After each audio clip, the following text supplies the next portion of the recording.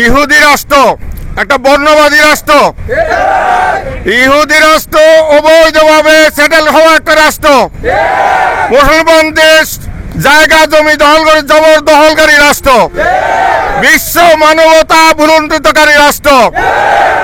আজকে গণহত্যা চলছে, এই গণহত্যা বন্ধের কোনো উদ্যোগ না নিয়ে ইউরোপের রাজনৈতিক নেতৃবৃন্দ এবং আমেরিকার রাজনৈতিক নেতৃবৃন্দ ভণ্ডামি করছে।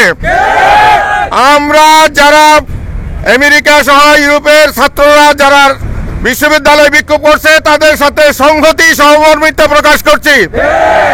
আমরা সারা বিশ্বে যারা ফিলিস্তিনের এই সংগ্রামকে সাহায্য করছে, সমর্থন দিচ্ছে, তাদেরকেও আমরা তাদের সাথেও সংহতি প্রকাশ করছি। আমরা বাংলাদেশ থেকে সারা দেশের সকল মানুষকে ঐক্যবদ্ধ হওয়ার জন্য এবং মুসলমানদের ইস্যুতে ঐক্যবদ্ধভাবে সংগ্রামে অংশগ্রহণ করার জন্য আহ্বান জানিয়ে আজকের আমাদের কর্মসূচি এখানে সমাপ্তি ঘোষণা করছি। সবাইকে ধন্যবাদ। জাযাকাল্লাহ খাইর।